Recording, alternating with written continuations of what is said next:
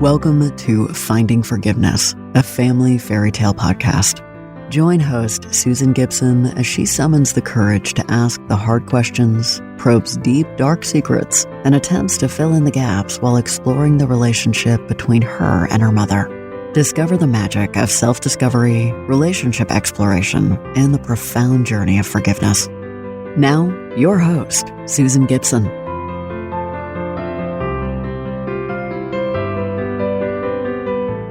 Have you ever wondered what you would feel if you could be free to find forgiveness? I'd like to think it's a feeling of being whole, that the wound from our past trauma has healed, at least to the point where the pain isn't dominating our waking days or invading our dreams at night. Integrating my whole self in 2024 has been my theme for this year. I like to set a theme for myself at the start of each year, a relatively new practice for me that I enjoy much more than New Year's resolutions or goal setting. This was also the parting hope from my Jungian psychotherapist 2 years ago. After spending the year together, the year following my mother's death in 2021, we spent that time exploring my relationship with my mother and being my guide through my heroine's journey. We got to the last step. Heroine integrates the masculine and the feminine. Am I there yet? I don't know if it's possible to be truly integrated. Do I know more about myself and what's going on deep inside of me? The answer to this was yes 2 years ago, and it's a stronger yes now. As a human being, we're constantly evolving, constantly changing, both physically and emotionally. Every new situation brings a new experience. Even the same old situation brings a new experience because we are different from one moment to the next, from one day, 1 week, 1 year to the next, because our experience has extended by 1 moment, 1 week, 1 year. I've spent so much of my life trying to go back to something, the relationship that I thought I had with my mother. Once I realized there was no going back, and even more so, that there wasn't a relationship to go back to, I felt free. This freedom opened my mind and my heart to the possibility of forgiveness. Again, I felt free. When I told my mother I forgive you 12 years ago, there was no going back. And I felt free. Free to form a new relationship. Free from the weight of all that negativity and hurt I had felt for so many years. Free to focus on the present moment with my mother. That really was her wish all along.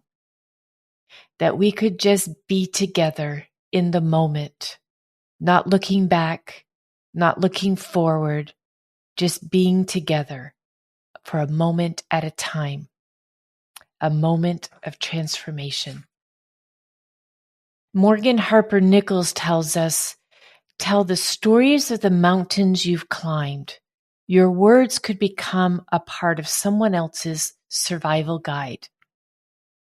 I do believe in the power of storytelling. There is a moment of transformation that occurs between the storyteller and the story listener. My story started 62 years ago when I was born in 1962.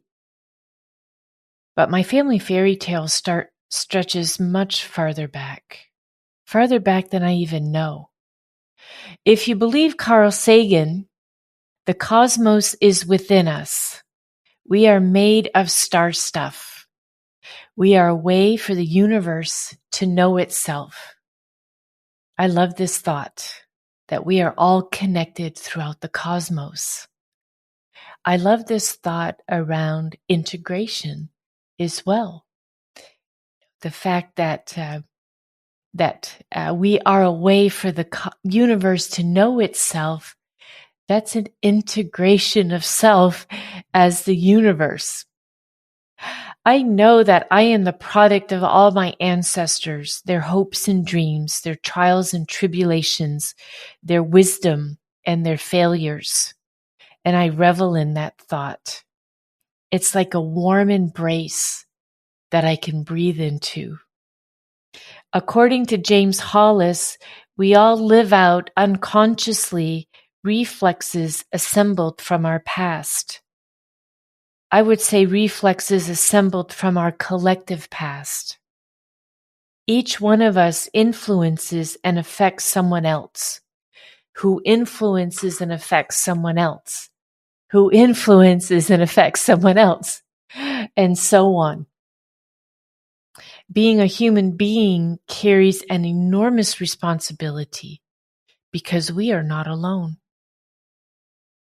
It also carries great comfort because we are not alone. I know I have so many moments of transformation sharing my family fairy tale with you all. Each moment of transformation brings me closer to understanding the integration of my whole self. We can't do this alone. I can't do this alone. The only way that I can feel whole and at peace is by sharing my stories, my hopes and dreams, my allies and ogres, my betrayals and boons, my feminine and masculine selves. It's how I feel connected to my ancestors and to the cosmos. Just in the past few minutes, I feel more integrated than I did even an hour ago. Maybe that's what this integration of feminine and masculine truly means. We can acknowledge the different selves within us. Say hello. How are you today? Where are you taking me? And hear our self-awareness. Say yes. I'll go with you, or no, not today. I need more feminine energy today, or I need more masculine energy in this moment. The integration of self isn't a 50-50 partnership with one feminine, one masculine selves, but more of a negotiation. Who's going to take the lead this time? Who's got this? Who do I need right now? Okay, then let's go. What I love about this idea is that from the inside, we're also not alone. And this gives me not only comfort, but strength, courage, and resolve. As I reflect on this past year and all the stories that I've shared with my family fairy tale, the secrets that make up my family fairy tale, the myths and the facts as I remember them, because our memory is always part fact and part fiction, part myth and part reality. It tricks us that way. It also protects us that way. If we remembered everything as though it's written in an encyclopedia, it really wouldn't leave much room for that narrative to change. Our perspective changes as we evolve every single moment of every single day. Our perspective changes as well. And the lens within which we remember and the lens through which we share our stories with one another changes because our perspective changes. I'm not the same person I was even an hour ago or a year ago or 12 years ago, or certainly not 62 years ago when I was born. And we have to embrace that evolution of self. in each other. We have to embrace it in ourselves, but also in each other. We have to allow us to learn from our experiences and to be able to adjust how we're going to show up for ourselves and for each other. I truly believe that we are not static beings in the universe, that we're evolving right along with all the animals and the plants and the dirt and the water and the atmosphere, everything around us. We are all connected. And I do believe that's what the feminine energy brings, is that connectedness to the natural world. And the masculine energy brings our ability to make sense of what's happening around us. Okay? If we're too much on the feminine and it's all intuition and kind of spirit-based, then it's difficult to feel the groundedness that we need to feel at times. And that's what the masculine energy brings to us. We do need to have that logical, analytical perspective throughout our lives, throughout each moment, even at times, right? Each day, each week, each year. But when that's too much and we're too analytical and too logical, then we get paralyzed with that analysis that's going on. And it prevents us from being free. It prevents us from feeling all the feels. It prevents us from being able to listen to our intuition and listen to what the universe is trying to tell us. So we need to look at it in terms of a partnership, yes, between our feminine and masculine selves, but it's not a 50-50 every moment of every day. If you think about role models in your life who really had a partnership, the funny, maybe ironic thing is that I do see my parents as having a partnership in my younger days. My first memory of them as mother and father and husband and wife. They did divorce, years later. However, my first memory, it's a strong role model for me that they are a partnership. They were a partnership, I should say, at that time.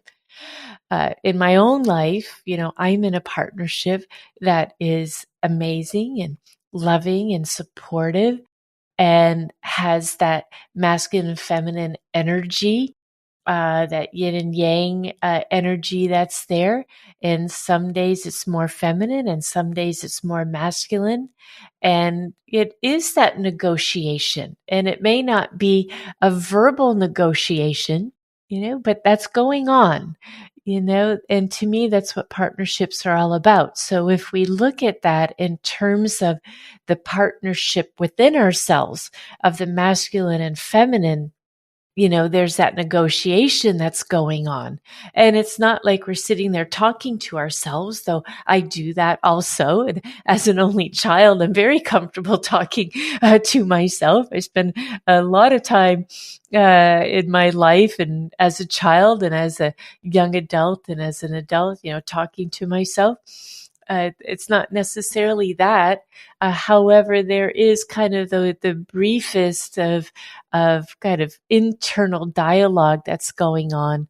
And what I would say that I've learned about myself, especially over this past year, is that I am much more aware of what I need in each moment. And I'm able to call upon my masculine and feminine selves to say, okay, who's going to be my guide? Who's going to step forward here? And is it what I need in this moment? And I'm also not fully integrated. As I mentioned, I don't know if we're ever fully integrated. To me, that's like that I have this image of an absorption of masculine and feminine into one. And, I don't even know if that's something I want to strive for. I right now I'm very comfortable and thankful that I'm able to acknowledge my masculine and feminine selves. And, there's still moments when the pressure is high or my anxiety is particularly high that I will revert to known behavior. And my known behavior is either too much on the feminine, because I've done such a strong reconnection with my feminine self, or too much of the masculine, and reflecting back on my former days where I led with the masculine energy. And I know it's happening in the moment, but sometimes that's a survival tactic, because even though it may not be the behavior we want in that moment, it's something that we know, and we know what's going to happen should that particular energy come forward in that moment in time. So what I've learned about myself over this past year is kind of how to negotiate in the moment. I've built up much more self-awareness about what's going on with me. And I'm not in a rush to kind of extend myself. I'm willing to take a second or a nanosecond to say, okay, what do I need? All right, feminine, let's step up. Masculine, let's step up. Or maybe it is a 50-50 that I need right now. Okay. And I'm not afraid to have that, give myself that space. Again, it could just be a nanosecond. I may not even be consciously aware that I'm doing that, but by building up self-awareness, and I've spent a lot of years doing this deep exploration of self, that I am able to exercise that and learn from it. Like I say, I'm not there yet, and I am reveling in whatever is coming next for me. I'm excited about it. I don't feel anxious about it. I'm highly curious about what's next. I can't see into the future, and I can bring all my experience with me, yes, but leave myself open to the possibility of a brand new experience. And that is exciting, exhilarating, and at times a little bit scary when you sit there and say, all right, we're entering into brand new territory and I don't know what's going to happen next. And hey, guess what? I'm okay with that. That is freedom. That is freedom. That's what I felt when I forgave my mother. That's what I felt when I could finally let go of all that hurt. And while that started 12 years ago, I didn't really have that moment of transformation, even though there were so many leading up to this, but not until my last night with my mother that I really felt at peace and could tell her that our life together is our life together. There's nothing I would go back and change. We don't have access to a time machine. And even if we did, would really wonder, again, forging into new territory, right? If you change something in your past, where would that lead you? And in what shape and form would you take? If you remove that, that's the stuff of science fiction. And, I'm curious about things like that, but it's outside the realm of our human existence at this time anyhow. And I would really wonder what we would do with that ability. I don't have the answer to that. It's just a curiosity to me. And, so when you take a look at this and look at all of our life experiences, what has brought us to this moment in time, all of the influences that have brought us to this moment in time, all the challenges and the wounds caused by trauma that have brought us to this point in time. We've really got to say to ourselves, are we ready for freedom? Are we ready to forge a new path for ourselves from this moment forward? That's what we can do. Right? We can't go back and change the past, but we can change what happens from this moment forward. That happened to me when I forgave my mother 12 years ago, and I was able to start a brand new relationship with her, on both our terms. Not only her terms of not looking back and not rehashing the past, but on my terms as well. Because that fear of losing her, should I speak up and say something, was gone. And I was okay with that. That was my contribution to the start of building a new relationship, that I could speak frankly with her without the fear of her shutting me out once again, the fear of her abandoning me once again. It's very powerful. It's very, very powerful. Scary in the moment. That is for sure. Scary for both of us, without a doubt. But, one of the lessons that I've learned from my mother is how to live in the moment with each other. And by learning how to live in the moment with her has taught me how to live in the moment with others, including myself. We can never forget about ourselves when we are talking about forgiveness and freedom. It's not only us to others, it's us to ourselves as well.